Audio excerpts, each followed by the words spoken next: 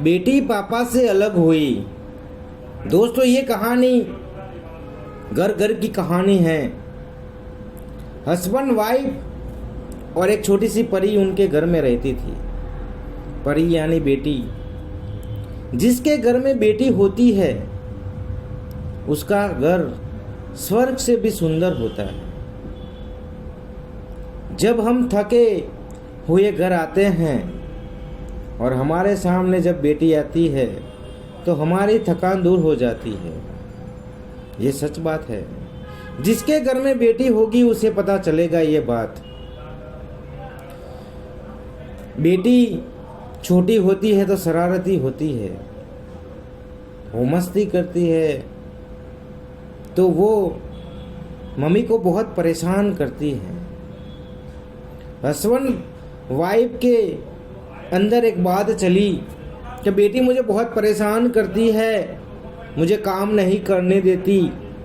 बेटी को कुछ टाइम, कुछ समय उसके दादी के घर हम भेज देते हैं, क्योंकि मैं परेशान हो गई हूँ बेटी से। बहुत मस्ती करती है, बहुत परेशान करती है। ये बात पापा को अच्छी नहीं लगी। वो बीबी को समझाते हैं कि जब मैं घर आता हूँ उसका चेहरा देखता हूँ तो मुझे सुकून मिलता है।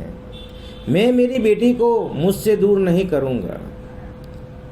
हस्बैंड और वाइफ में ये बहस चलती है। हस्बैंड वाइफ को समझाता है, लेकिन वाइफ समझ में के तैयारी नहीं है कि नहीं, मैं परेशान हो गई हूँ बच्ची से, मैं उसके दादी के घर भेज रही हूँ। पापा भी यहाँ परेशान हैं कि बेटी चली जाएगी तो मुझे अच्छा नहीं लगेगा।